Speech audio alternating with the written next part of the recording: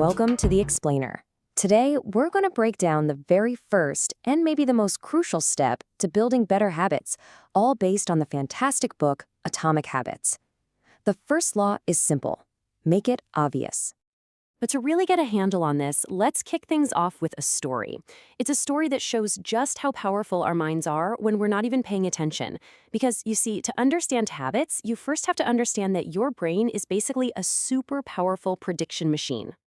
So picture this, an experienced paramedic is at a family get-together. She takes one look at her father-in-law and something just clicks. She insists he has to go to the hospital right now. She couldn't really explain why, but her brain, with all those years of training, automatically saw the tiny, subtle clues of a coming heart attack.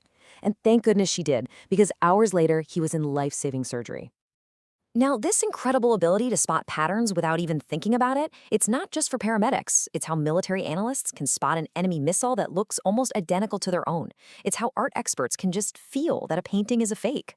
This autopilot is the foundation of every single habit you have. And while it's super useful, it can also get you in trouble, like that poor retail clerk who just automatically cut a customer's credit card in half. Whoops. So, before we can even dream of building new habits, we've got to get a look at the ones already running the show, the ones that are guiding our lives, often completely behind the scenes. And this is the whole point, right? The very first step to changing your life isn't about finding more willpower. It's just about awareness. It's about seeing the invisible scripts that you follow every single day. So how do we actually do that? How do we drag these unconscious habits into the light? Well, let's take a look at Japan's railway system. They have this amazing method called pointing and calling that forces their conductors to be conscious instead of running on autopilot. Instead of just quickly glancing at a signal, the operator will literally point at it and say out loud, "Signal is green." Now, this might seem a little silly, but by using their eyes, their hands, their mouth, and their ears, they are forced to actually notice what they're doing. It yanks them right off of autopilot. And the result of this? It just shows the incredible power of awareness. This one simple change, making the unconscious conscious, reduces errors on the railway by up to 85%. That is just an astounding number for such a simple shift in attention. So how do we use this in our own lives? Well, you can start with a really simple exercise called the habit scorecard. All you do is list out your daily actions, wake up, check your phone, brush your teeth, and you just mark them. Is this a positive habit, a negative one, or just neutral? The point isn't to beat yourself up. It's just to finally see what's actually going on. Okay, let's move on. Once you're actually aware of your current habits, how do you start intentionally designing and building new ones? Check out this study on exercise. It tells you something really important about motivation. One group got this big motivational speech, and honestly, their exercise rates barely moved. Another group, they were just asked to make a simple, concrete plan. And their follow-through rate? It shot up to 91%. That's more than double the others. The strategy they used is called an implementation intention. It sounds fancy, I know, but it's not about waiting for inspiration to hit you.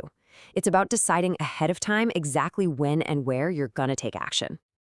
The formula is so simple, it's brilliant.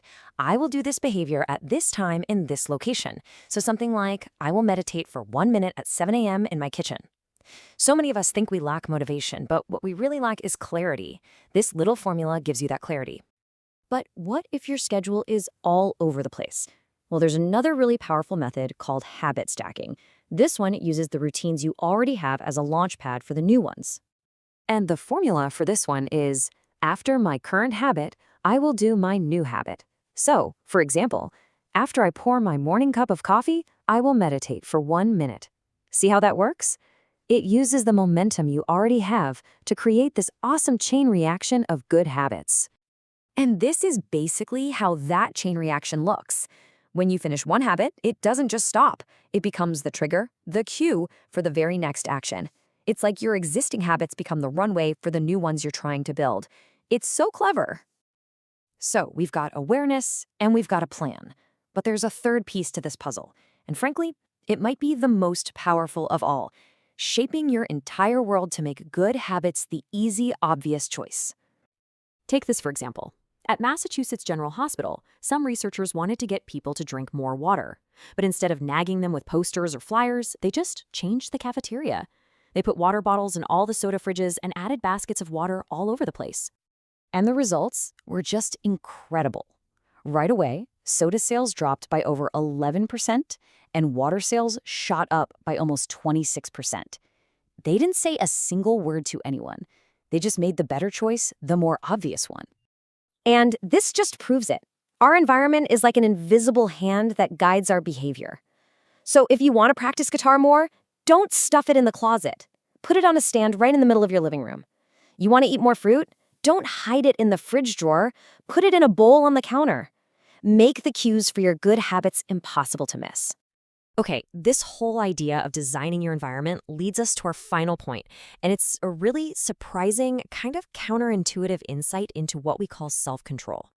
During the Vietnam War, a shocking number of American soldiers, something like 20%, got addicted to heroin. But here's the crazy part. A study followed these soldiers when they came home, and it found something astonishing. For most of them, their addiction just vanished, almost overnight. Why? Because every single cue from their environment that was tied to the habit was gone. Now, to really understand how wild this is, you need to know that the typical relapse rate for heroin users coming home from a rehab clinic is a staggering 90%. They get clean in one environment, but then they go right back to the one that's filled with all their old triggers. But for those Vietnam vets, the relapse rate was less than 10%. The radical change in their surroundings did what willpower so often fails to do. It wasn't about them suddenly getting superhuman self-control. It was about the environment changing everything. And that is the real secret to self-control. The people who seem so disciplined, they're not fundamentally different from the rest of us. They are just better at designing their lives to avoid tempting situations in the first place. They spend way less time and places that require heroic amounts of willpower. So the big takeaway here is simple, but it's so powerful. To build a good habit, you make the cue obvious. And to break a bad habit, you just flip it. You make the cue invisible. If you waste too much time on your phone, leave it in another room. If you eat too much junk food, just don't keep it in the house. You have to reduce your exposure to the trigger. So I want to leave you with this final thought. Be the designer of your world, not just a consumer living in it.